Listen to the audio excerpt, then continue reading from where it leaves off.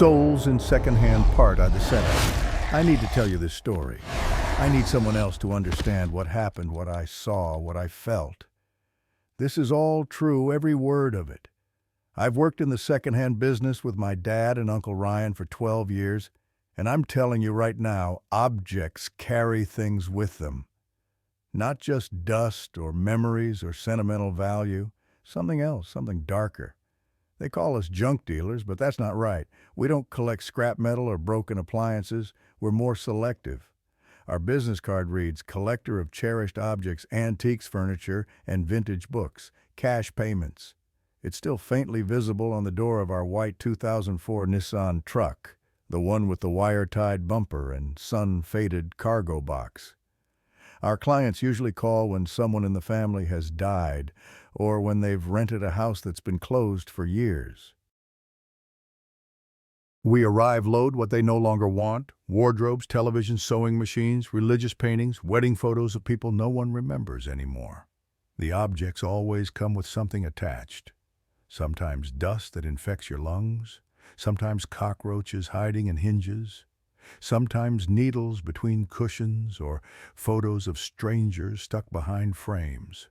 You wouldn't believe how many times we've been cut by blades people leave hidden in things. I don't know if they do it on purpose or if it's just carelessness. Uncle Ryan says it's distrustful people who didn't want thieves taking everything, but I think it might be something else. I've seen strange things: knives wrapped in red cloths, jars with hair inside eyeless dolls stored in shoeboxes. And it doesn't just happen in poor neighborhoods. Once, from a house overlooking a ravine, they gave us a wardrobe that had a false door inside. Behind it were candles stuck with melted wax. None of us wanted to touch that. We closed it with nails in the corners. Once in San Geronimo, a rotten smell came from a trunk. My uncle opened it with a screwdriver, and a hot gust came out as if someone had been breathing inside. Sometimes among what we collect, things appear that weren't on the list. Clocks that move by themselves, radios that turn on despite having no cables, toys that smell like old perfume, things that if you don't sell them quickly stay with you. And trust me, that is the worst thing that can happen to someone in this business. You always need to be careful how you handle things, where you take them, whether you're thinking of keeping or reselling them. My father says some things, even if they're new, are better not to touch at all. It was 6:17 a.m. when the phone rang. Early October, still dark outside, the kind of darkness that feels heavy against the windows. I was half asleep when I heard my father's voice downstairs speaking urgently to someone on the other end. By the time I made it to the kitchen, he was already making coffee, his face tense in the yellow light above the stove. "We've got a job," he said simply. "A woman named Rebecca called. She wants us to clear out her husband's things from the house. Says it needs to be today, can't wait." I frowned, pouring myself coffee. Why the rush, and why just her husband's things? My father looked at me, his weathered eyes somber beneath gray brows. "You know why, Jack. Either cheating or divorce. But she's paying triple our usual rate, so we can't refuse." Uncle Ryan walked in just then, his tall frame filling the doorway. When he heard about the money, he whistled. "For that price, I'll clean their bathrooms too." The coffee tasted bitter, but I needed it. Outside, the sky was turning that murky pre-dawn gray, the color of uncertainty. I had a strange feeling about this job, something in my father's tone, perhaps, or just the unusual timing. Normal people don't call at dawn to have their husband's possessions removed. "Where are we headed?" I asked. "Oak Ridge Heights," my father replied. "The wealthy side." We drove through the waking city, the truck's engine grumbling like an old dog forced to rise too early. Oak Ridge Heights sat on the northern edge of town, a collection of sprawling estates hidden behind oak trees and manicured hedges. October had painted the trees in reds and golds, leaves carpeting the winding roads. There's always been something unsettling about wealthy neighborhoods to me, too quiet, as if all sounds were swallowed by thick walls and expansive lawns. Do you ever feel like we're, I don't know, grave robbers or something? I asked, watching the houses grow larger as we climbed the hill. Uncle Ryan laughed from the passenger seat. "We're providing a service, kid. We take what people don't want anymore and give it new life." "I know, but—" I trailed off. How could I explain the feeling that sometimes we were carrying more than just furniture, that the truck felt heavier on some drives home in ways that had nothing to do with weight? House number 782 stood out with its modern Tudor architecture, light stone facade, automatic gate, and a short driveway leading to a large door that opened with an electronic hum. As we parked, the gate closed behind us with a soft click, as if we'd just been locked into an elegant cage. "Fancy," Uncle Ryan muttered. Rebecca was waiting at the door, dressed in business attire despite the early hour. She was beautiful in that polished way of wealthy women, perfect hair, perfect makeup, but her red-rimmed eyes and dark circles betrayed her. She extended a hand to each of us, her grip firmer than her delicate appearance suggested. "Thank you for coming so quickly," she said, her voice low and controlled. "I need you to clear 3 areas, my husband's office, the study, and the master bedroom, only his things. I've marked what stays." "Do we have a time constraint?" my father asked, slipping into professional mode. Rebecca checked her watch. "It needs to be done by 9 p.m., no later. He's in Boston until tomorrow, but I want everything gone before he might return early." I heard the bitterness in her voice. "May I ask?" "No," she cut me off. "You don't need to know why. Just do your job." Uncle Ryan nodded. "We understand. Though these furnishings look fairly new and expensive. Are you sure you want to dispose of everything?" A cold smile crossed Rebecca's lips. "I don't want anything of his remaining in this house, not after what I discovered." She led us inside. The house felt like a modern art museum, spacious, white, with smooth walls and large windows overlooking a treeless garden. The floor was made of light-colored stone, cold to the touch, and the furniture gleamed with luxury. There were no family paintings or wedding photos, just designer objects, curved chairs, hanging lamps, thick glass tables, and an abstract sculpture in the center of the living room. As we walked deeper into the house, I felt a strange heaviness in the air. Not humidity, something else, as if the atmosphere itself had thickened. I kept glancing over my shoulder, unable to shake the feeling that someone was watching us from the shadows of the hallway. A chandelier flickered briefly as we passed beneath it, and Rebecca frowned upward. "Faulty wiring," she said, though I wasn't convinced. Uncle Ryan whistled softly. "The furniture here is worth a fortune." Rebecca guided us to the first office. "Start here," she said. "Everything, leave nothing." The room exuded wealth and power. A heavy dark oak desk with intricately carved corners and deep drawers with brass handles. An old leather swivel chair cracked with time. A metal filing cabinet with keys still hanging from it. And a grandfather clock with a pendulum frozen at a fixed time. Most impressive was the bookshelf filled with thick volumes, red, green, and brown spines with gold lettering in English, and the smell of dust mixed with expensive cologne. There was also a small globe, a green desk lamp, and a crystal ashtray with a cigarette extinguished days ago. I scanned the room, feeling like I was invading someone's private space. But that's our job, collecting what others no longer want, giving objects a second chance at life. "What does your husband do to afford all this?" I asked, unable to contain myself. Rebecca paused at the threshold. "Dr. Ethan Morgan is a plastic surgeon." "One of the best in New England." Her voice dripped with sarcasm. "He's very good at making things look perfect on the outside." "And on the inside?" my father asked. "Rotten," she replied curtly. "I'll be upstairs. Call if you have questions." When Rebecca left, my father called 2 more workers from our neighborhood, promising good pay for quick work. We began the job, wrapping furniture in blankets and carrying it to the truck. By late afternoon, the office was nearly empty. The air smelled of sweat, warm wood, and expensive perfume. I was alone in the office doing a final check when I spotted a photo that had fallen into the gap between the wall and bookshelf as we moved it. I picked it up, a family portrait showing Rebecca, Dr. Morgan, and 2 children, all smiling brightly on some beach. They looked happy, perfect. But as I held the photo under the light, something made my skin crawl. Behind the family, barely visible in the background, was a dark shape, not quite a shadow, not quite a figure, but something that seemed to be watching them. I blinked, and it seemed to move slightly, though that couldn't be possible. Footsteps behind me made me jump. Rebecca stood there looking at the photo in my hand. "Throw it away," she said coldly. "It's all lies." She turned to leave, but stopped. "Have you checked all the furniture drawer shelves?" "Yes," I replied. "We're very thorough." She nodded and walked away, leaving tension hanging in the air like smoke. As I slipped the photo into my pocket instead of the trash, the temperature in the room seemed to drop several degrees. The desk lamp flickered 3 times in rapid succession, though I hadn't touched the switch. I quickly left the office, unable to shake the sensation of cold fingers brushing against the back of my neck. When we finished, Rebecca handed my father a thick envelope. "As agreed," she said, "and this is extra for your discretion."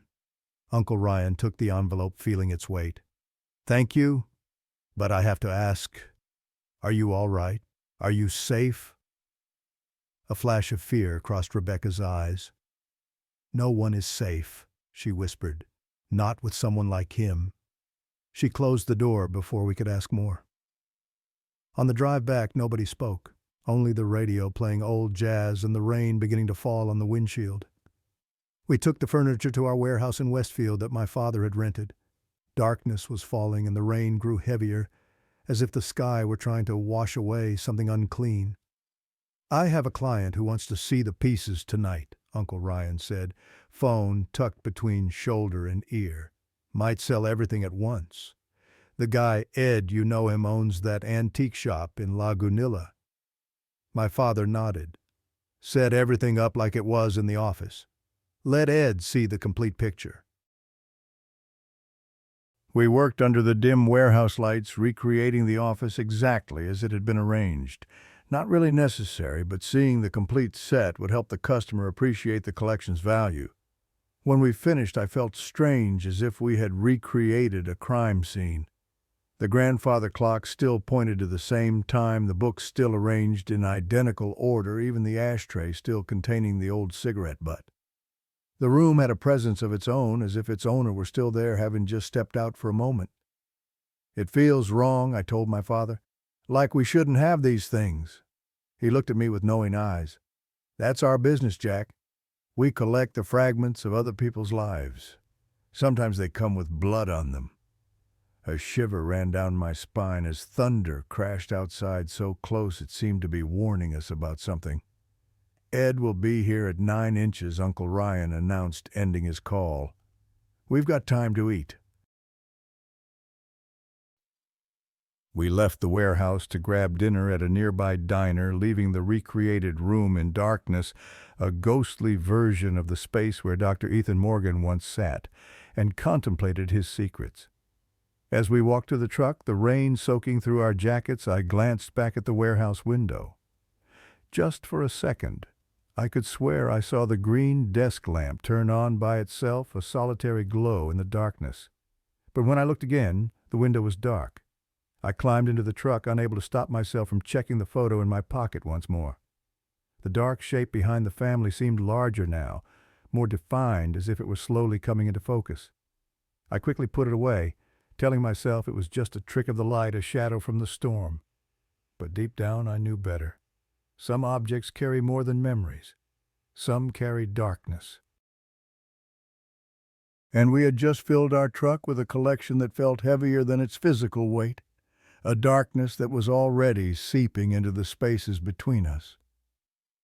"What do you know about Dr. Morgan?" I asked my father as he started the engine. "Nothing," he replied, eyes on the road. "And sometimes, son, it's better that way." The windshield wipers pushed away the rain back and forth like hands trying to erase something that couldn't be removed. As we pulled away from the warehouse, I couldn't help feeling that we weren't just leaving behind furniture. We were leaving behind something that wouldn't stay abandoned for long. The diner's fluorescent lights buzzed above us, casting an artificial glow that made everyone look sickly. We ate in silence, each lost in our own thoughts. The rain drummed against the windows, growing heavier by the minute. Occasional flashes of lightning illuminated the parking lot, briefly turning night into unnatural day. "Storm's getting worse," Uncle Ryan said, glancing at his watch. "We should head back. Ed will be arriving soon." My father nodded, leaving cash on the table. As we hurried to the truck, the wind picked up, driving the rain sideways. By the time we reached the warehouse, we were soaked, despite the short dash from the parking spot. Ed Willis was already there, standing under the small awning by the entrance, collar pulled high against the rain. He was a short man, nearing 60, with the keen eyes of a treasure hunter and the smile of an old fox who'd seen too many henhouses. "Terrible weather," he said by way of greeting, "but I never miss a good find." We let him inside. The warehouse was dark and cold, illuminated by a single bulb that cast long shadows across the concrete floor. The rain hammered against the metal roof, creating a sound like thousands of fingers tapping, demanding entry. Ed stopped when he saw the recreated office. He whistled softly. "You folks really know how to present merchandise." He circled the oak desk, running his hand along the polished surface, examining details with the precision of an expert. "This is high-quality craftsmanship, possibly 1950s. Not truly antique, but classic. Someone invested heavily in this collection." "How much is it worth?" Uncle Ryan asked, not hiding his eagerness. Ed smiled. "I'll give you a number after I've seen everything." He continued inspecting each piece, from the leather chair to the grandfather clock, nodding with satisfaction. When he reached the bookshelf, he looked more closely, examining each book as if searching for something. "Beautiful," he murmured, "but something's not right." He pointed to a set of 10 identical books bound in leather with gold lettering on the spine. "Look here." I moved closer. Ed pointed to the 5th book. "Do you see a very subtle difference?" I looked more carefully. The 5th book looked older, the leather more worn, the edges slightly open, and the tone darker, as if it had been touched many times by unclean hands. "A collector would never allow a book in his set to look different," Ed said, "unless—" He carefully removed the book, pulled gently, and shook it lightly. Inside came a metallic sound. The book was hollow. "Bingo!" Ed smiled, handing it to me. "A fake book, common in the 40s and 50s places to hide bootleg liquor or secret documents." I opened it carefully, trying not to damage the mechanism inside. Between 2 thin wooden boards covered with leather was a small key, gold-plated, with uneven teeth, old but clean. As I touched the key, a strange sensation shot up my arm, an unnatural coldness that seemed to seep into my bones. For a moment I thought I heard a whisper so faint it might have been my imagination. Something ancient in words I couldn't understand. "Interesting," Ed said, taking the key and turning it between his fingers. I noticed he shivered slightly when his skin made contact with the metal. "Now we need to find the lock." He went to the desk, examining it like a hunter studying tracks. The desk had 2 drawers, a small one above and a wider one below. Ed pulled both out. They opened without resistance. "Not here," I said. "That's what they want you to think," Ed replied without looking up. He removed what was in the small drawer, a silver pen, a letter opener with a bone handle, and a gold-plated torch lighter. "Something's missing," he murmured. He closed the drawer, inserted the key, turned it fully twice, and opened it again. The drawer bottom lifted slightly, revealing a thin slot, as if the wood had been cut with high precision. Ed slipped his fingers in and pulled upward. The secret compartment slid out smoothly, as if it had been regularly used. Inside was a gun, a box of cigars, and a thick envelope.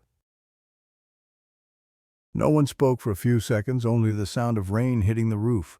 The envelope looked full bulging. Ed touched it lightly with his fingertips and smiled. "Seems the doctor liked to keep important things close at hand." He opened the envelope. Inside was a stack of cash, about $40,000 in $500 bills folded in half, bound with a dry rubber band. "Jackpot," Uncle Ryan whistled. "There's something else," Ed said, taking out a set of Polaroid photos from the envelope. They were from modern instant cameras, but still using cartridges with white borders and matte finish. The photos were perfectly arranged, one on top of another. The first one showed women sleeping on tables, desks, or carpets. Different rooms, but always with the same composition: lamplight from one side, a glass of water on some surface, and crossed arms. Uncle Ryan looked closer. "They're not sleeping. Their arms crossed on their chest like in a funeral." I didn't want to see more, but Ed kept flipping through them slowly with focused eyes, saying nothing. All had something in common: pale skin, parted lips, and rigidity in the neck, suggesting the body wasn't responding. In the background of one photo, furniture identical to the office, was visible: the same green lamp, the same bookshelf, and something else, a dark, misty shape hovering behind the woman, almost like smoke, forming a vaguely human silhouette. "Jesus," I whispered. "Is that what I think it is?" Ed squinted at the photo, then held it under the light. "Probably just a development error," he said, but his voice lacked conviction. He flipped to the next photo, and there it was, again the dark shape, slightly more defined. On the back of one photo, Ed noticed something written. Under the dim light, we could see 4 digits like a code. "This keeps getting more interesting," he said, scanning the room. His eyes stopped at the grandfather clock. "One more place to check." Ed approached the grandfather clock. It was a tall, imposing piece, nearly 2 meters high, with thick glass cabinet running from top to floor. The door opened with a side hinge and revealed the metal face above, with engraved Roman numerals and fixed hands, while the glass covered all the internal machinery, exposing only the gold-plated pendulum that stood motionless. "Grandfather clocks are often perfect places to hide safes," Ed explained, running his hand along the frame, searching for any irregularities. He tapped the edges lightly, listening for hollow sounds. "Here it is," he said, pointing to a small panel at the back of the clock. "A combination safe." He entered the 4 numbers from the photo. 1, 2, 3, 4 clicks. The next sound was dry and precise, like a mechanism releasing after years. The inner panel opened a few centimeters. Ed pulled it with his fingernails, and from inside removed 2 things: a braided gold necklace and a black, unlabeled USB drive. As soon as the safe opened, I felt the temperature in the warehouse drop sharply. My breath fogged in front of me, though it had been merely cool a moment before. The lights flickered, and for a second I thought I saw the pendulum swing slightly within the clock, though that was impossible without power. "Another hit," Ed grinned. "You know this feels like opening a pharaoh's tomb." The comparison seemed extreme, but there was indeed that feeling, not just for the money or objects, but for the atmosphere, the feeling of discovering secrets someone had carefully hidden away from family so no one would find them. And only by chance on this stormy night they were being brought to light. Ed went to his car and came back with a laptop. He placed it on the desk, turned it on, and smiled. This USB might contain Bitcoin. "You'll still need a password," I said. "The password is here around us," Ed replied, pointing to the space around. "In the bookshelf, in the desk, in the filing cabinet. Rich people rarely forget passwords, they just hide them." He plugged in the USB. The machine recognized it immediately. When loaded, there was only a single folder named Delete. Before opening it, Ed checked for hidden files or automatic programs that might erase information. Nothing, just that folder. He double-clicked and opened it. Inside was a collection of videos. Ed looked somewhat disappointed because he truly thought he had found a cryptocurrency wallet. But the videos still intrigued him. "Let's see what we have here," he murmured, opening the first video file. The video was shot with a hidden camera recording scenes in this very office. Same clock, same bookshelf, same green lamp. A man appeared, tall, thin, with salt and pepper hair and thin metal-framed glasses. Dr. Morgan, I presumed. And a woman, one of those in the photos. She didn't seem to know she was being recorded. They chatted, laughed, raised glasses, smoked. The atmosphere became more intimate, slower, until the tone of conversation changed. There were whispers, breaths, sounds unclear whether of discomfort or fear. And then outside the frame, something happened that we couldn't see but could hear. A harsh sound, a heavy thud, a silence that lasted too long. But what made my blood run cold wasn't the obvious implication of violence. It was what I heard beneath the sounds, whispers in a language I couldn't recognize, guttural and ancient. And Morgan wasn't just speaking, he was chanting, invoking something by name. The man returned to the frame alone, carrying the woman, placed her on the rug, crossed her arms over her chest, and took the photo. "Turn it off," my father said, his voice tense. "We don't need to see more." "Wait," Ed said, eyes fixed on the screen. "There's more." The video continued. The man lifted the woman's body from the rug with a frightening calmness. He placed her carefully on the desk as if following a procedure. Opened the top drawer, took out the letter opener, the same one we had found earlier, and plunged it into her neck. He bent down, bringing his face close to the wound, and drank her blood. But as he did so, something dark began to form around him, a swirling mist that seemed to be absorbing something invisible from the woman's body. The camera didn't shake. It didn't cut, just continued recording the moment he stayed there motionless, breathing heavily as if this scene was giving him life. Then without a word, he turned off the light and the video ended. The room fell silent. I felt like I couldn't breathe, my heart pounding. This wasn't a movie, wasn't acting. We were witnessing something beyond a mere crime. "Jesus Christ," Uncle Ryan mumbled, face pale. Ed closed the laptop, his hands trembling slightly. "I think we've seen enough. We have to call the police," I said. Ed looked at me then, at the stack of money. "And lose all this. Listen, you don't know what this is. It could be staged an art project or a game. With real blood," I asked. "We don't know it's real blood," Ed objected. "I've seen strange things in this business. Rich people have odd hobbies." "Not that odd," my father said firmly. "We need to call the police." Just then, a bright flash of lightning outside the window, followed by thunder that shook the entire warehouse. The lights flickered and went out, leaving us in complete darkness. "Power's out," Uncle Ryan exclaimed. "This area often loses power during storms." I turned on my phone's flashlight, the weak light barely enough to see each other's faces. The darkness was thick around us, and the room suddenly felt terrifying. In the flickering light, objects seemed to shift, distort. I could swear the grandfather clock trembled slightly, though that was impossible. "I'll get a flashlight from my car," Ed said, moving toward the door. "Don't touch anything." As he opened the door, a gust of cold air and rain blew in.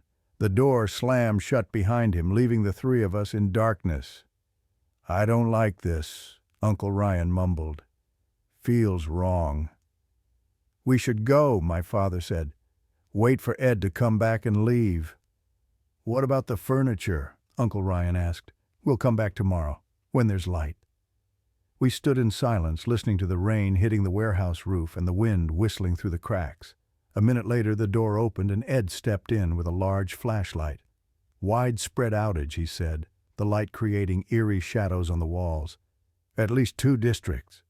He placed the flashlight on the desk, illuminating the room in a ghostly way. The bookshelf cast large shadows on the wall like a giant monster. The grandfather clock seemed taller, more threatening. As Ed set the light down, I noticed something strange behind him, a faint dark mist seeping from the face of the grandfather clock. I blinked and it was gone, but the air felt charged like before a lightning strike. "About what we just watched," Ed said, voice low. "I've been thinking, maybe we should—" His phone interrupted him. Ed looked at the screen, frowned. "I need to take this. Sorry." He stepped outside once more, leaving the door ajar. Through the crack, I could see him standing under the awning, phone pressed to his ear, nodding seriously. "Do you think we should keep the money?" Uncle Ryan asked my father quietly. "No," he replied immediately. "All of this is unclean. We'll call the police as soon as we get home." And if they think we're involved? Uncle Ryan asked. This is legally our property and money. His wife paid us to remove it. This is murder evidence, Ryan, my father said firmly. We can't keep it. We don't know that's what it is, my uncle protested. It could be acting. With real corpses, my father asked. As they argued, I stared at the grandfather clock. In the beam of the flashlight, I could swear the pendulum moved slightly, though there was no power, no mechanism running. And around the face of the clock, the faint, dark mist was forming again, curling like smoke, but moving against the air currents. Do you see that? I whispered, pointing. My father and uncle turned to look, but just then the flashlight flickered 3 times and went out. Batteries! Uncle Ryan cursed. Does anyone have their phone light? I fumbled for my phone, but when I turned on the flashlight, what I saw made my blood freeze. The dark mist had grown denser now, clearly visible even in the weak light of my phone. It was seeping from the seams of the grandfather clock, coiling and twisting into tendrils that reached toward us. Dad? I managed to say, my voice barely audible. Something's coming out of the clock. Before he could respond, the warehouse door flew open, banging against the wall. Ed stood there, face drained of color, eyes wide. We need to leave. Now, he said, voice tight with fear. That was my contact at the police department. Dr. Morgan disappeared from Boston this morning, missed a scheduled surgery, and he withdrew a large sum from his bank account. The implications hit us all at once. He's coming back, I said. And his wife knew it, my father added. That's why she wanted us to clear everything today. We need to get out of here, Ed said. Right now, leave everything. But all the money, Uncle Ryan began. Forget it, Ed said. This isn't just a wealthy doctor with odd hobbies. The police are looking for him. That means those videos and photos are real. We've just uncovered a serial killer, and he's on his way back to retrieve his secrets. As if to emphasize his words, another lightning flash illuminated the window, allowing us to see the room clearly for a moment. And in that instant, the dark mist from the clock had formed into a vaguely humanoid shape that hovered near the ceiling, watching us. "What the hell is that?" Uncle Ryan shouted, pointing upward. The shape dispersed as quickly as it had formed, like smoke in a sudden breeze. But I knew we had all seen it. This wasn't just about a murderer anymore. We had stumbled onto something far worse. Ed grabbed the laptop and shoved it into his bag. "Leave everything else. We need to go." "Wait," I said, remembering the necklace. Something about it had seemed important, protective even. I grabbed it from the desk, and as my fingers closed around it, I felt a strange warmth, not uncomfortable like the key, but somehow reassuring. The gold chain held a small pendant which I now saw clearly in my phone light. It wasn't a pentagram, as I had initially thought, but an ancient symbol I didn't recognize, concentric circles with strange markings between them. "Put that back," Ed said sharply. "Don't touch anything else." "I think we need it," I replied, though I couldn't explain why. I slipped the necklace into my pocket just as the light suddenly came back on. The warehouse was illuminated once more, the recreated office standing silent and innocent-looking. No sign of the dark mist, no movement from the clock. But the air felt wrong, heavy and cold, like the moment before a disaster. "The power's back," Uncle Ryan said unnecessarily. "Maybe we're overreacting." Ed shook his head. "Trust me, we're not. I've been in this business 30 years. I know when something's not right. And this," he gestured to the office setup, "this is as wrong as it gets." We made our way to the door, Ed leading with his flashlight despite the restored power. As we reached the exit, a loud chime rang out behind us. The grandfather clock striking once, though its hands hadn't moved, and its pendulum remained still. We froze, turning back toward the sound. The clock face was glowing faintly in the electric light, the numerals seeming to shift and change before settling back into their original positions. "It's just settling," Uncle Ryan said, voice cracking. "Old clocks do that when the temperature changes." "No," I whispered. "It's waking up." As we hurried out into the rain, the storm had intensified, lightning flashing across the sky in jagged patterns that reminded me of the strange markings on the necklace. The rain felt wrong against my skin, too warm, almost like blood. We piled into our vehicles, Ed rushing to his car while we climbed into the truck. My father started the engine, which coughed several times before catching. "I can't believe we're leaving thousands of dollars in cash," Uncle Ryan muttered from the passenger seat. "It's blood money," my father replied. "We don't touch it." "You already said that," Uncle Ryan shot back. "But you didn't know it was blood money when you took the wife's payment." My father didn't answer, just drove out of the parking lot, windshield wipers working at maximum speed, but still not enough to keep the glass clear. We drove in heavy silence, each lost in thoughts about what we had discovered. "We should warn Rebecca," I suddenly said. "Let her know." "Not tonight," my father said. "It's too late. In the morning when we call the police, they'll check on her." "If she's still alive," Uncle Ryan whispered. A cold feeling ran down my spine. "You think Morgan could be home already?" "If he found out his wife cleared his office, that wouldn't be a pleasant conversation," Uncle Ryan said. "Stop it," my father ordered. "We don't know anything. She could have left the house already, gone to a hotel or friends." "With 2 children?" I asked, remembering the family photo. My father didn't answer, just gripped the steering wheel tighter. We approached an intersection as the traffic light turned red. The truck stopped, rain the only sound. No other cars on the road who would be crazy enough to be out in this weather.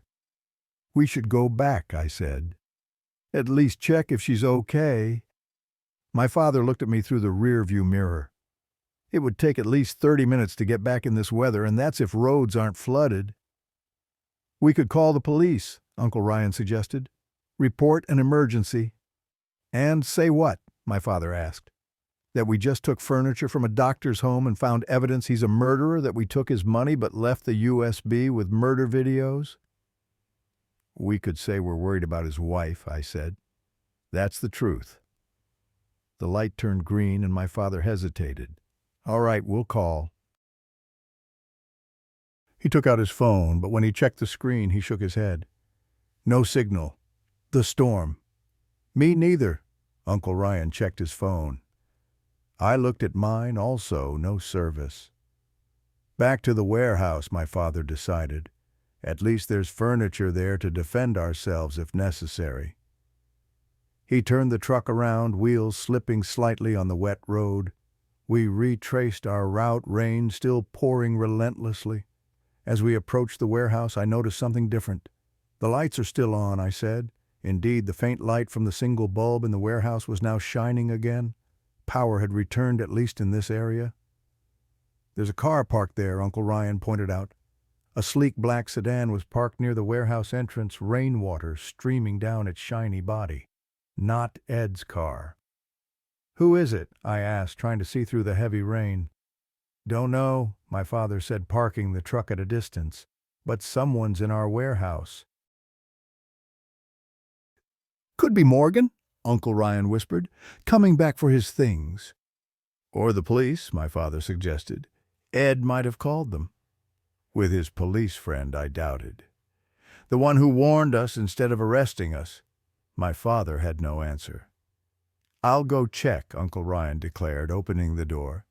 "Ryan, don't—" my father began, but too late. My uncle had already rushed into the rain, hunched over as he ran toward the warehouse. "Stay here," my father ordered me, then stepped out of the truck himself, following after Uncle Ryan. I sat there, heart racing, watching the 2 men approach the warehouse through the rain. They reached a window, peered inside. Even through the rain, I could see them stiffen at whatever they saw within.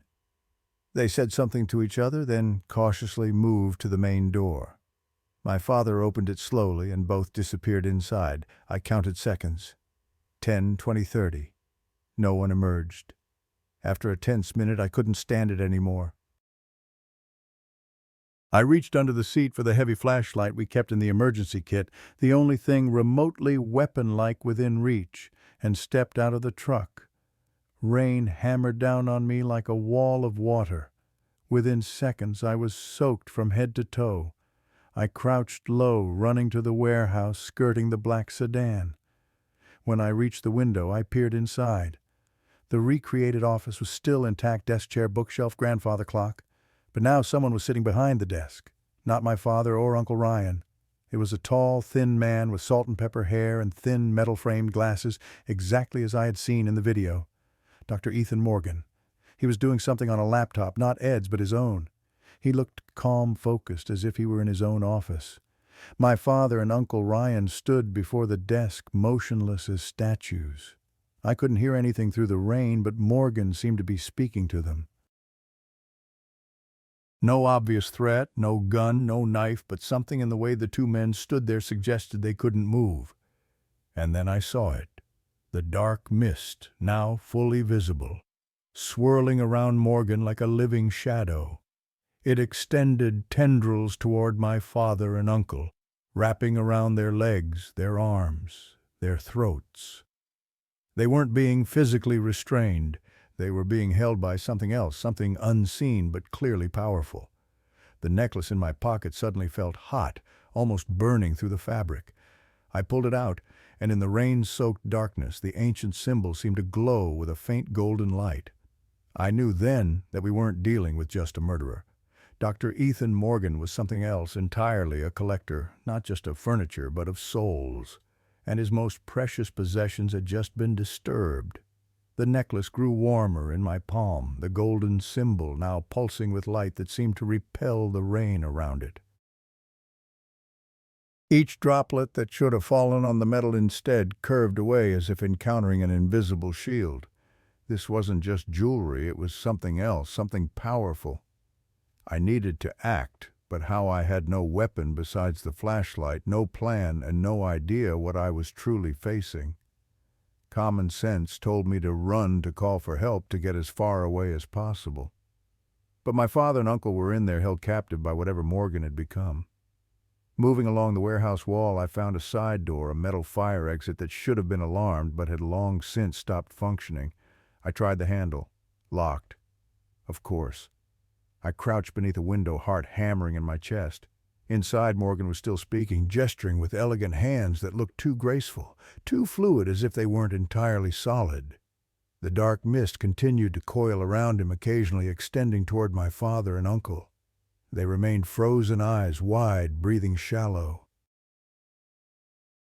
The mist hadn't completely enveloped them yet, but thin tendrils wrapped around their ankles, their wrists, their throats, like a predator toying with its prey before striking. I needed to hear what was happening. Keeping low, I moved to where a small ventilation grate punctured the warehouse wall. Cold air flowed outward, carrying voices with it. "Must understand this is bigger than your little business," Morgan was saying, his voice strangely melodious, almost hypnotic. "You stumbled into something ancient, something magnificent.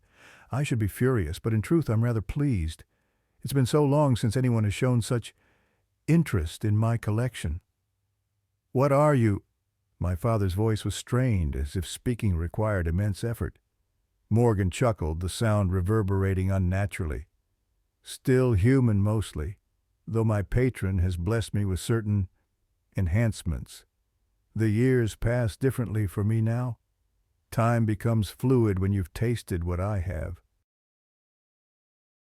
"The women in those videos," Uncle Ryan managed to say, "you killed them. Killed, no. Morgan's voice took on a lecturing tone, as if explaining a simple concept to children. "Death implies an end. What I gave them was transformation. Their essence lives on feeding my patron. In return, I receive power, longevity, knowledge." "You're insane," my father spat. "Insanity is such a limiting diagnosis," Morgan replied. "I prefer to think of myself as evolved. You see, when I found the first clock 50 years ago—" "50 years," Uncle Ryan interrupted. "You don't look older than 50 yourself." Morgan smiled, revealing teeth too white, too perfect. "As I said, time passes differently for me. I was a young surgeon then, brilliant but unrecognized." The clock called to me from an antique shop window. It was missing its pendulum, but I felt compelled to purchase it anyway.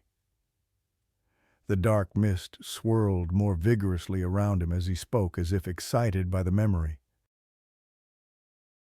That night I heard whispering from inside it promises of knowledge of power of life beyond the constraints of mortality. All it asked for in return was tribute. "The women," my father said grimly.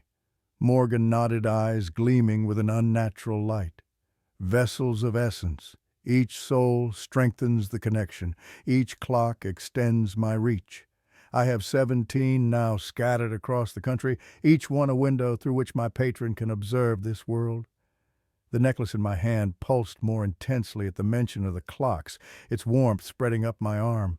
I realized with growing horror that Morgan wasn't just a serial killer. He was a high priest of something ancient and hungry, something that existed beyond our understanding of reality. "What happens now?" Uncle Ryan asked, voice quavering.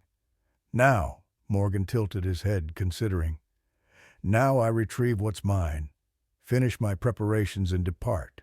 Boston has become restrictive. Too many questions about missing patients. South America, perhaps, or Eastern Europe, somewhere with fewer regulations, less oversight." "And us?" my father asked. Morgan's smile widened, revealing more teeth than should have been possible. "You've seen too much. Normally I'd offer you as tribute, but tonight is special. Tonight is the anniversary of my first communion with my patron. It deserves a more direct experience." The dark mist around Morgan suddenly intensified, billowing outward like smoke from a raging fire. It flowed across the floor, up the walls, seeping into every corner of the warehouse. The temperature plummeted, further frost crystallizing on the inside of the windows.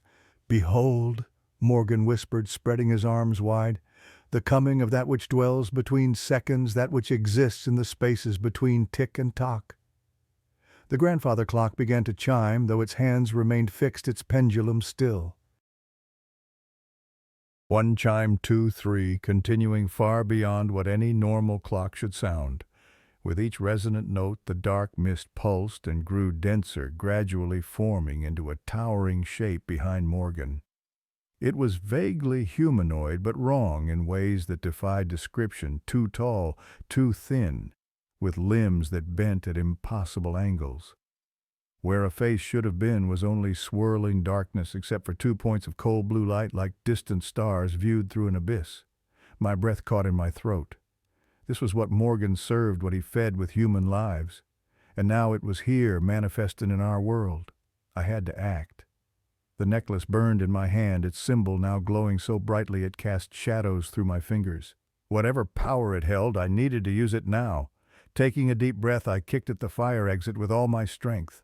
The rusted lock gave way, the door slamming inward with a metallic crash.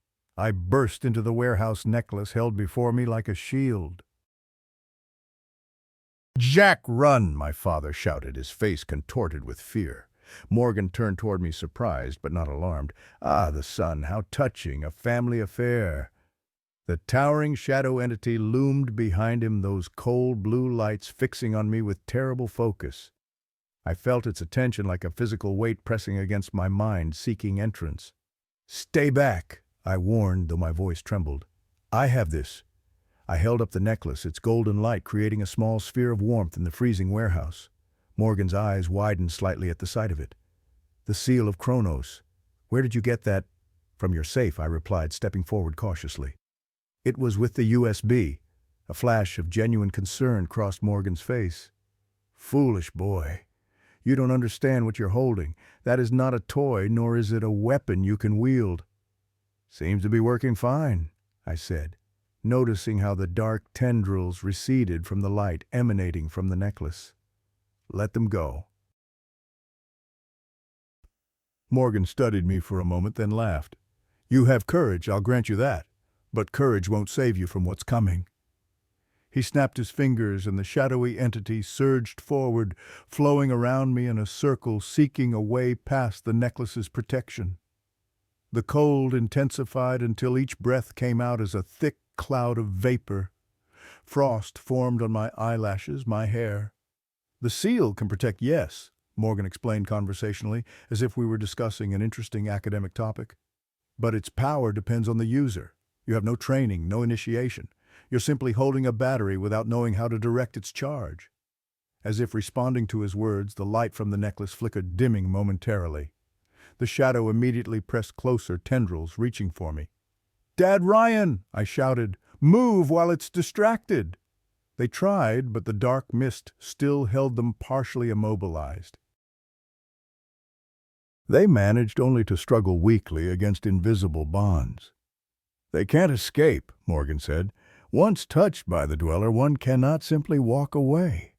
He gestured toward me. "Put down the seal, Jack. Join us. There's room for another disciple. You've shown resilience, resourcefulness, qualities my patron values." "Go to hell," I spat. "Such limited thinking," Morgan sighed. "Hell, heaven, childish concepts compared to what truly exists beyond our perception." He moved toward me, extending a hand.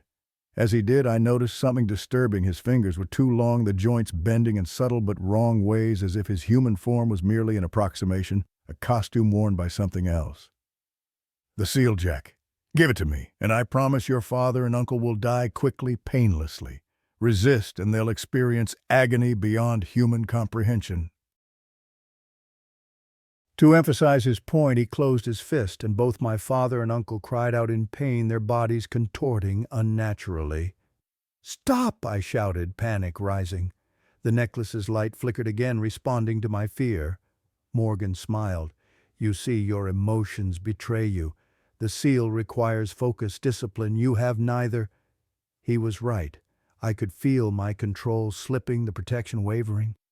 I needed to center myself, to focus on something other than fear.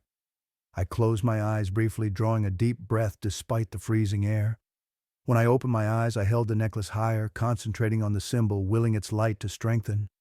To my surprise, it responded, the glow intensifying, pushing back the darkness. Morgan's smile faltered. "Interesting. Perhaps you have more potential than I thought." The shadow entity retreated slightly from the renewed light, its form rippling with what might have been discomfort.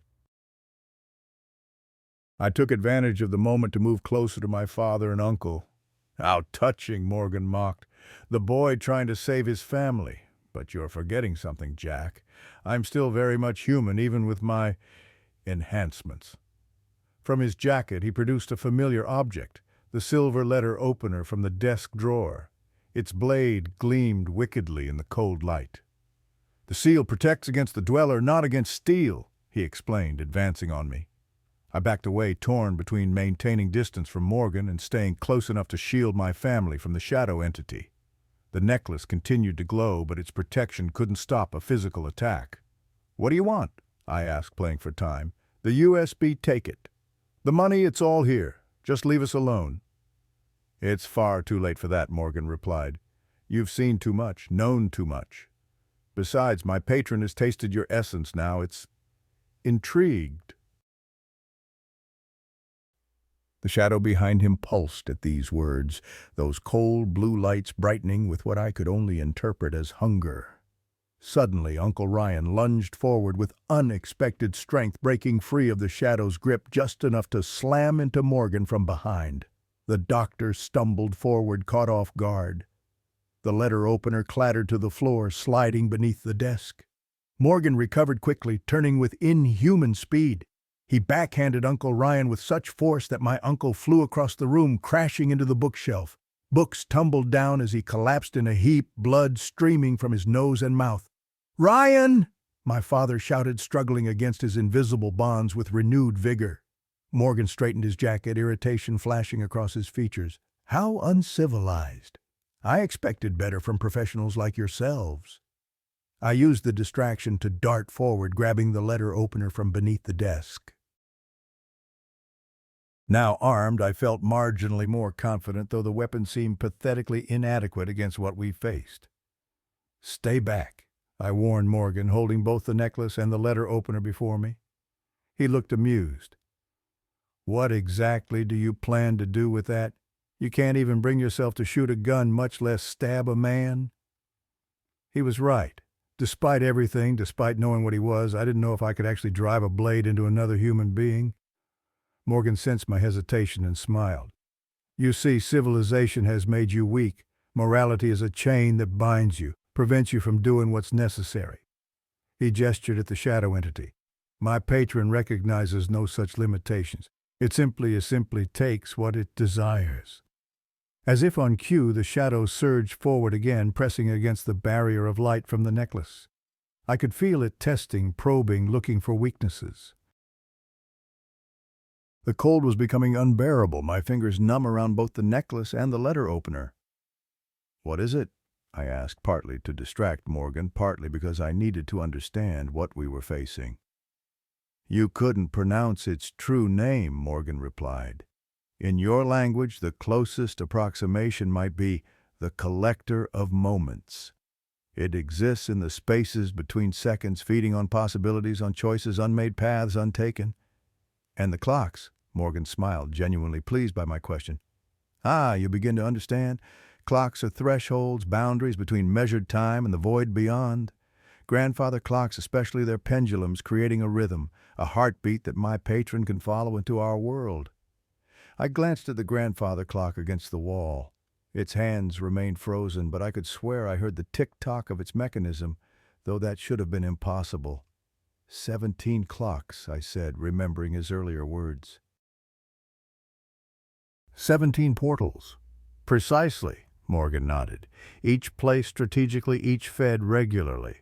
Together they form a network, a web through which my patron observes, influences, prepares. Prepares for what? Morgan's eyes gleamed. The great synchronization. When all 17 chime in unison, the boundaries between our world and the void will thin to nothing. My patron will fully manifest, no longer constrained by the limitations of our reality. I felt sick. This wasn't just about murder or even ritual sacrifice. This was something apocalyptic. "You're talking about the end of the world," I said. "The end of your world," Morgan corrected. "The beginning of something far more magnificent." He stepped closer, and I realized he was herding me away from my father, isolating me. The shadow flowed with him always at his back, those cold blue lights never leaving me. "Enough talk," Morgan said. "The seal, Jack. Final chance. Jack, whatever happens, don't give it to him." My father shouted, still struggling against the shadowy restraints. He had managed to pull himself halfway to his feet, sheer determination overcoming the supernatural bonds. Morgan sighed, then made a sharp gesture. The shadow responded instantly, a tendril lashing out like a whip, striking my father across the chest. He cried out, falling back to his knees, clutching at his torso where the shadow had touched him. Even from where I stood, I could see frost forming on his shirt, spreading outward from the point of contact. "Dad!" I screamed instinctively, moving toward him. It was exactly what Morgan wanted. As soon as I shifted my focus, he lunged faster than any human should move. Before I could react, he had knocked the letter opener from my hand and seized my wrist, his grip like iron. "Foolish boy," he hissed, his face inches from mine. This close, I could see that his eyes weren't simply brown, they were black all the way through, like polished obsidian. "You never had a chance." He reached for the necklace with his other hand, but I closed my fist around it tightly, the symbol burning against my palm. "Let go," I gasped, trying to pull away. Morgan's grip tightened painfully. "The seal belongs with one who understands its power, its purpose. You're merely a thief, a child playing with forces beyond your comprehension." As we struggled, I became aware of movement behind Morgan. My father had somehow gotten to his feet again and was staggering toward us, his face pale with pain but determined. "Get away from my son," he growled, and with his last strength he tackled Morgan from behind. The doctor released me in surprise, turning to deal with this new attack. I stumbled backward, clutching the necklace, watching in horror as my father and Morgan grappled. The shadow entity swirled around them, seemingly confused by the sudden violence. My father was no match for Morgan's enhanced strength. Within seconds, the doctor had him pinned to the floor, one hand around his throat. "Such persistence," Morgan remarked coldly. "Admirable, but futile." He reached into his jacket and produced a small, ornate dagger, not the letter opener, but something older, ceremonial, with symbols etched into the blade that matched those on the necklace. "You should feel honored," Morgan told my father. Few are deemed worthy of the ritual blade. Your essence will strengthen the connection beautifully." "No!" I screamed, lunging forward, but I was too late. Morgan plunged the dagger into my father's chest, twisting it with practiced precision. Blood welled from the wound, bright crimson against the frost-covered floor. Time seemed to slow. I saw my father's eyes widen in shock, his mouth opening in a silent cry. I saw Morgan's face transform with ecstasy, his head tilting back as if in rapture. And I saw the shadow entity lean forward, those cold blue lights brightening with hunger as something vaporous, something essential began to rise from my father's body. Rage exploded within me, hot and blinding. Without conscious thought, I raised the necklace high, the symbol now blazing like a miniature sun. Words came to my lips, words I didn't know I knew in a language I'd never spoken, ancient powerful words that burned my throat as I shouted them into the freezing air. "Chronos Veriditus Seal!" The effect was instantaneous. The necklace's golden light expanded outward in a shockwave, striking the shadow entity with physical force. It recoiled with a sound like tearing fabric, those blue lights dimming momentarily. Morgan screamed not in pain, but in fury. He whirled toward me, dagger dripping with my father's blood. "What have you done?" he snarled, his human mask slipping further. His face seemed to elongate, his teeth too numerous, too sharp. "How do you know the words are binding?" I had no answer. I didn't know how I knew those words or what they meant. All I knew was that the necklace was responding to me, now its power flowing through me like electricity. The shadow entity was recovering, reforming itself, those cold blue lights fixing on me with what I could only describe as hatred. It surged forward again, but this time I was ready. I held the necklace before me, focusing on the symbol, channeling my rage, my fear, my determination into it. The golden light formed a barrier between us, holding back the darkness. Morgan lunged at me, dagger aimed at my heart. I sidestepped, guided by instinct, or perhaps by the power flowing through me. He stumbled past, momentarily off balance. I seized the opportunity, swinging the necklace in an arc, its chain extending like a whip of golden light. Where it struck Morgan, his flesh sizzled and smoked. He howled in agony, clutching his face where the necklace had left a burning trail across his cheek. The mark glowed golden against his skin, spreading like cracks in porcelain. "Impossible," he gasped. You don't have the training." I advanced on him, the necklace pulsing in rhythm with my heartbeat. Each pulse pushed back the shadow entity further, forcing it to retreat toward the grandfather clock. "It's over, Morgan," I said, my voice steadier than I felt. "Whatever you are, whatever you serve, it ends here." He laughed, the sound distorted and wrong. "Ends, foolish child. This is merely a setback. My patron exists beyond time. It can wait centuries if necessary." "Not if I destroy its anchors," I replied, glancing at the grandfather clock, "starting with this one." Fear flickered across Morgan's face for the first time. "You wouldn't dare. You don't understand the consequences. Destroying a portal improperly would release energies beyond your comprehension." "I'll take my chances," I said, moving toward the clock. Morgan sprang at me with inhuman speed, dagger flashing. I raised the necklace to block, but not quickly enough. The blade sliced across my forearm, drawing blood. I cried out, nearly dropping the necklace as pain lanced through me. The shadow entity surged forward at the scent of blood tendrils reaching for me. I stumbled backward, trying to maintain the protective barrier, but my concentration was slipping from the pain. Morgan advanced, his human appearance deteriorating further. His skin seemed to ripple as if something beneath it was struggling to get out. His voice, when he spoke, resonated with multiple tones. "You surprise me, Jack. Such potential, such resistance. My patron would value a vessel like yours." "Stay back," I warned, though my voice wavered. The necklace's light was dimming again, my wound weakening me. Morgan smiled, revealing teeth that had become needle-sharp. "Your essence will be exquisite." He raised the dagger, preparing for the killing strike. I closed my eyes, concentrating on the necklace, willing its power to protect me one last time. A gunshot shattered the moment. Morgan staggered, a look of confusion crossing his distorted features. A second shot followed, and he lurched backward, blood blooming on his chest. Not ordinary blood, but something darker, thicker, mixed with wisps of shadow.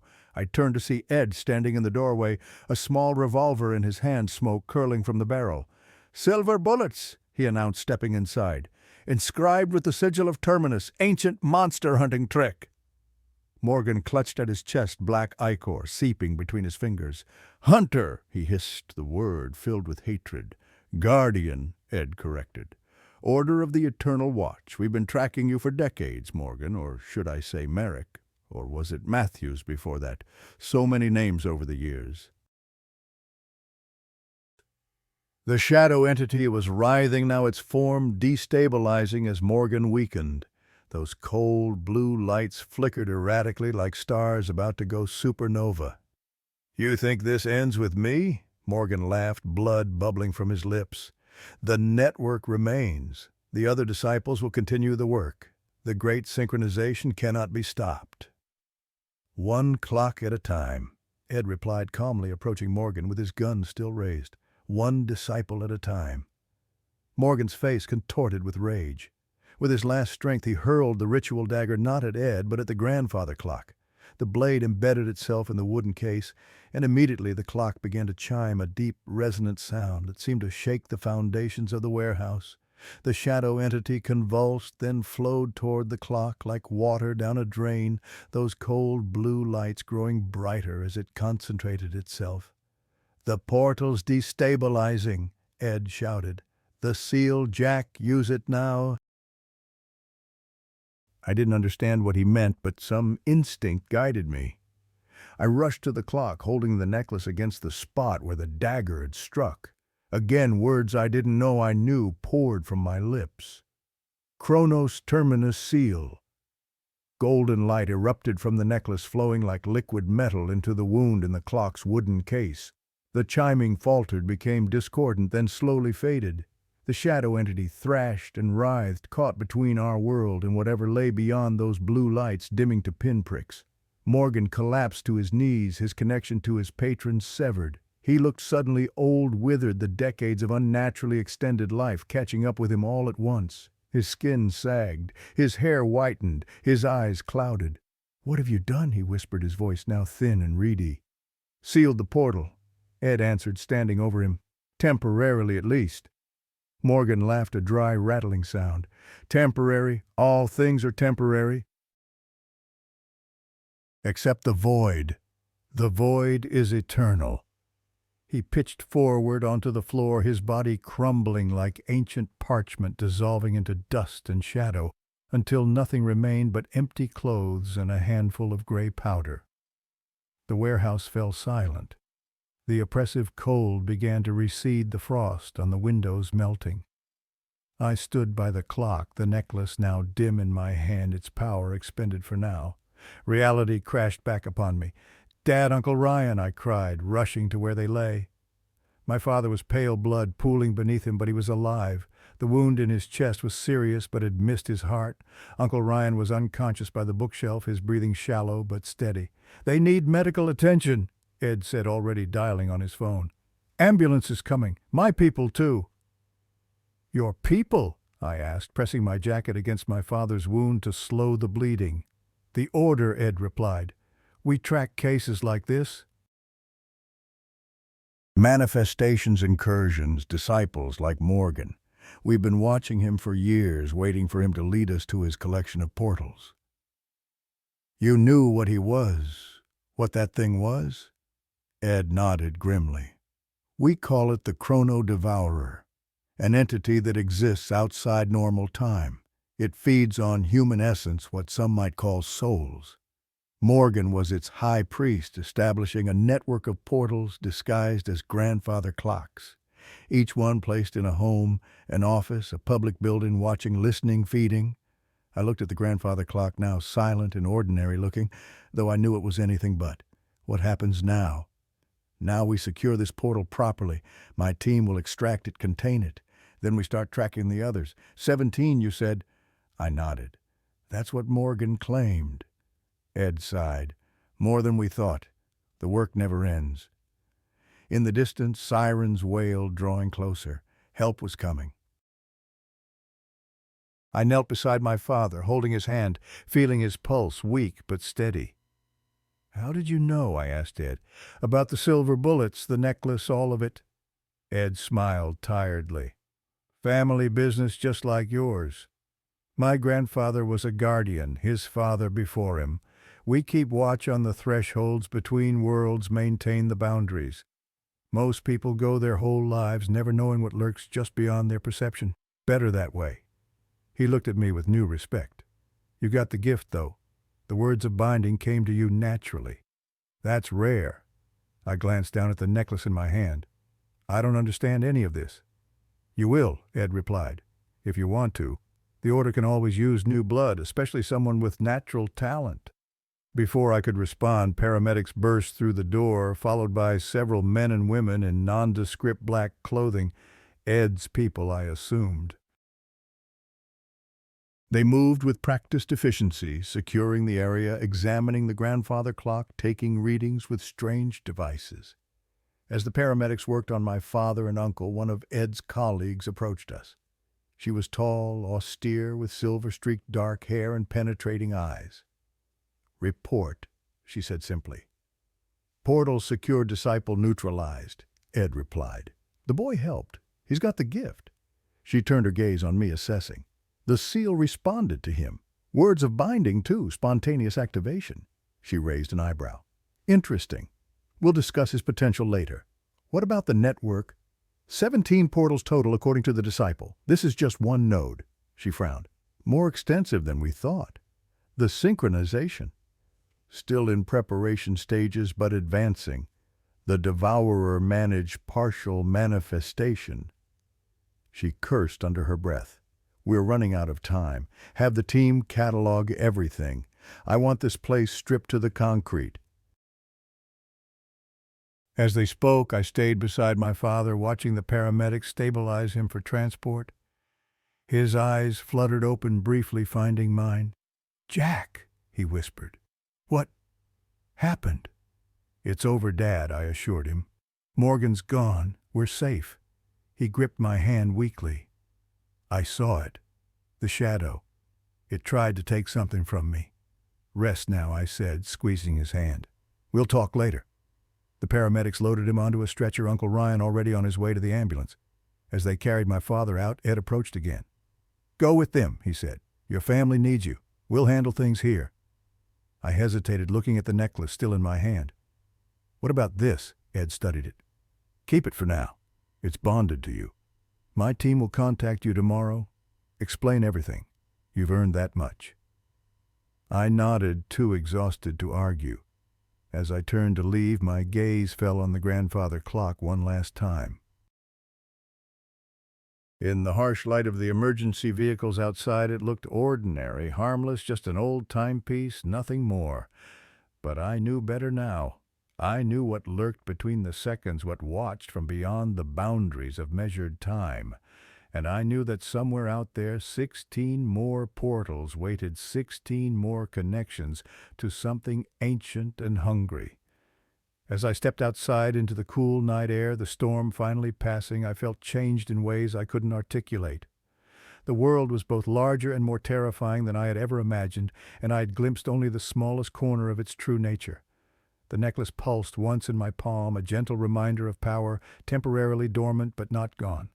I slipped it around my neck, tucking the ancient symbol beneath my shirt. Its weight felt right somehow, as if it had always been meant to rest against my heart. The ambulance doors closed on my father and uncle. I climbed in beside them, leaving behind the warehouse and the remains of Dr. Ethan Morgan.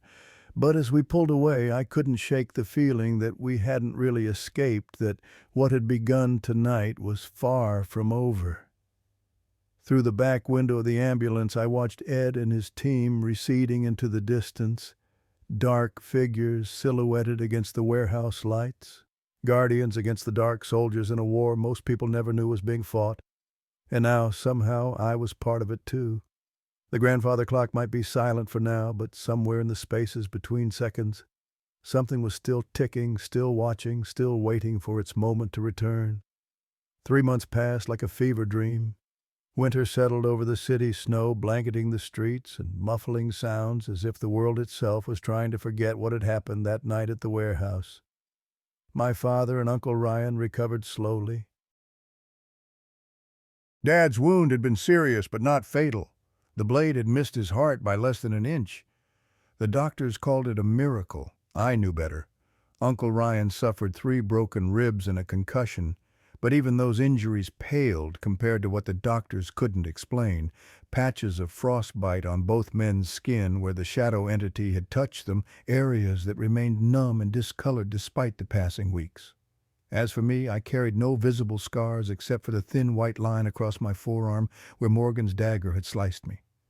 But inside I was changed. Sleep came rarely, and when it did, I dreamed of cold blue lights watching from darkness of time, slowing to a crawl of whispers in languages I almost understood. I would wake gasping, the phantom sound of a ticking clock loud in my ears, though there was no timepiece in my room. Ed had been true to his word. The day after the warehouse incident, 2 members of what he called the Order had visited me in the hospital, a stern older woman named Diana, the same who had appeared at the warehouse, and a younger man named Michael who spoke little but observed everything with unnerving intensity. "The seal has chosen you," Diana had told me, her voice matter of fact.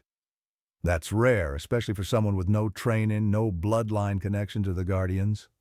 They explained in clinical terms that somehow made the horror more real what we had encountered. The entity, the Chrono-Devourer, was one of many extra-dimensional beings that existed in the spaces between conventional reality. Most were content to observe, to feed passively on human emotions or experiences. But some, like the Devourer, were hungrier, more aggressive, seeking disciples to establish footholds in our world. Morgan was collecting souls. Michael had said, his first contribution to the conversation. But more importantly, he was collecting moments, critical decision points, emotional peaks, instances where reality might have branched in multiple directions. Those contained the most potent energy. They told me about the Order, about their centuries-long vigil against incursions from beyond. They offered training guidance, a place among their ranks. I hadn't given them an answer yet. Some decisions once made couldn't be unmade. The necklace, the seal of Kronos, remained with me, hanging around my neck, cool against my skin. Sometimes at night I would catch it glowing faintly, responding to dreams I couldn't remember upon waking. We returned to our business, though, on a smaller scale and with new caution. Dad insisted we continue. "We can't live in fear," he'd said, though I noticed he checked every item we acquired more carefully now, running his fingers along edges, looking for hidden compartments, listening for sounds that shouldn't be there. We never took grandfather clocks anymore. That was our one unbreakable rule. The phone rang early on a Tuesday morning in January. Dad answered, his voice still rough with sleep. He listened for a moment, then gestured for me to pick up the extension. "Miss Emily Thornton," he said, hand over the mouthpiece. "New client. Wants us to look at some items from a house she just purchased." I picked up the phone, a sense of unease already building in my stomach. "This is Jack," I said. "Oh, thank you for taking my call," Emily replied, her voice pleasant and normal. Too normal, perhaps. "I recently bought a house in Greenfield from a bank foreclosure. The previous owner was an elderly gentleman who passed away with no heirs. The house came fully furnished, but I'd like to start fresh. I wondered if you might be interested in some of the pieces." "What kind of items are we talking about?" I asked, trying to keep my voice casual. "Mostly typical things, some bookshelves, an old TV, coffee tables with water rings," she said. "But there's also this, collection in the basement. It's rather unusual, and I'm not quite sure what to do with it." The unease crystallized into dread. "Collection of what exactly?" There was a pause, then, "Clocks. Grandfather clocks specifically. At least 20 of them, all stopped at different times. The real estate agent said the old man kept meticulous records of where he bought them and from whom. It's all in a little leather notebook I found on the bookshelf." My hand tightened on the phone. The seal around my neck grew suddenly cold against my skin, a warning. "Miss Thornton," I said carefully, We'd be happy to come take a look. Could you give us your address?" After getting the details and promising to arrive that afternoon, I hung up and found my father watching me, his face grave. "You heard?" I asked. He nodded. "Could be nothing. Or it could be part of Morgan's network. Only one way to find out." We drove to Greenfield that afternoon, the truck's heater struggling against the January chill. The seal hung heavy around my neck, hidden beneath my sweater, but impossible to ignore. In my pocket, I carried a small velvet pouch Diana had given me. Emergency measures, she'd called them, though she'd been vague about their exact use. Emily's house was a modest Cape Cod with white picket fence and well-kept yard snow piled neatly along the driveway. Nothing outwardly suspicious or threatening. She met us at the door, a young professional with the friendly but slightly harried air of a new homeowner. "Thank you so much for coming," she said, ushering us inside. As I mentioned, most of it is just ordinary furniture, but the basement, well, I just don't know what to make of it. The main floor was normal enough comfortable living room with worn furniture kitchen, with outdated appliances, small dining area. Nothing that triggered any warning bells? Then she led us to the basement door. "It's well finished down there, dry and clean," she assured us as she flipped on the light switch. The previous owner clearly spent a lot of time here. We descended the narrow stairs, tension building with each step. The basement was indeed clean and well-maintained, with painted concrete floors and good lighting. And along one wall, exactly as she had described, stood a collection of grandfather clocks, at least 20 of them ranging from ornate antiques to more modern designs, all silent, all stopped at different times. The seal turned ice-cold against my chest, its warning unmistakable. "He collected them," Emily explained, oblivious to my mounting dread. "According to the broker, each one has a story. He even kept a notebook recording where he bought them and from whom." "Do you have this notebook?" I asked, my mouth dry.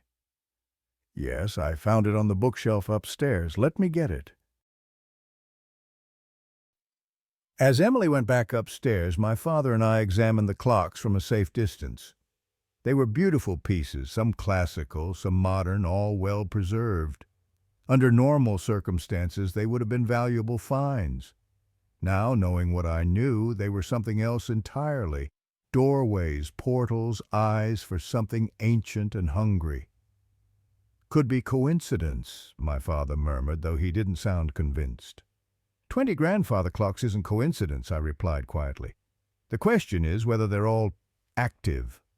Emily returned with a small leather-bound notebook. "Here it is," she said, handing it to me. I opened it carefully. Inside was a neat list of clocks with dates of purchase locations and sources. Most came from antique shops or auctions. Nothing overtly suspicious. Until I reached entry number 17. Clock #17, December 5th, 2019. Purchased from Dr. E. Morgan, Oak Ridge Heights. My blood turned to ice. I looked up, scanning the collection, until I spotted a clock nearly identical to the one from Morgan's office. Tall, imposing, with thick glass cabinet and metal face with Roman numerals. "Something wrong?" Emily asked, noticing my expression. I handed the notebook to my father, pointing to the entry.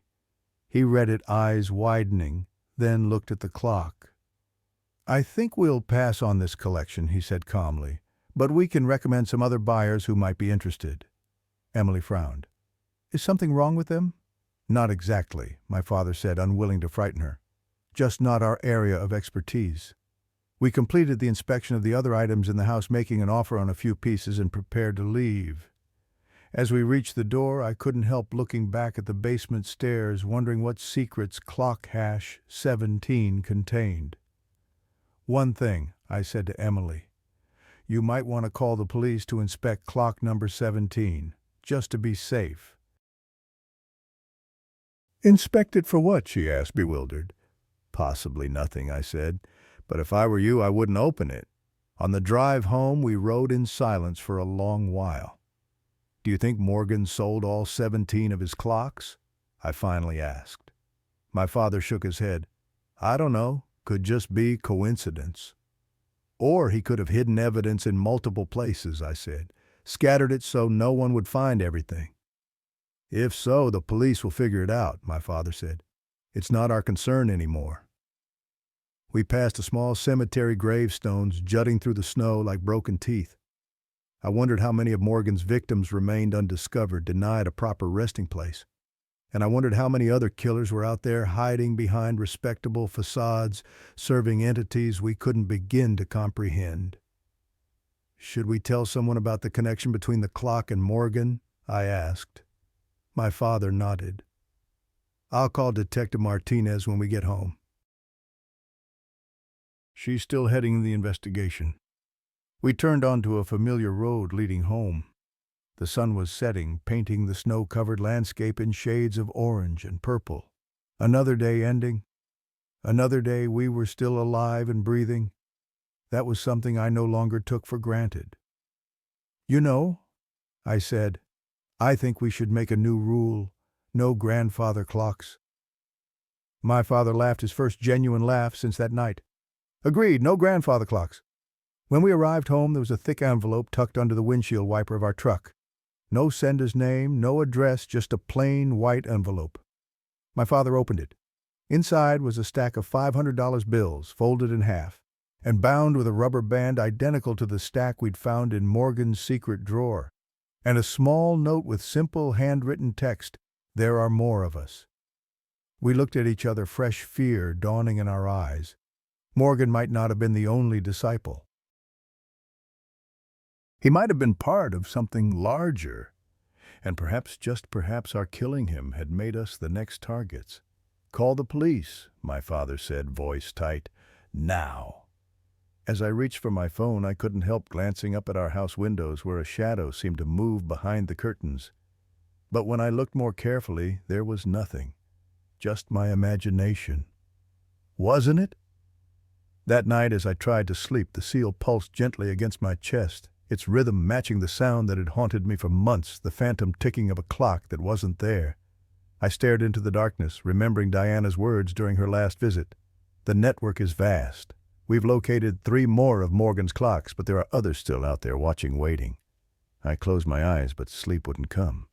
Instead, I heard whispers so faint they might have been the winter wind outside my window, or something else entirely speaking from the spaces between seconds. Tick-tock, the whispers seemed to say. Tick-tock, the great synchronization approaches.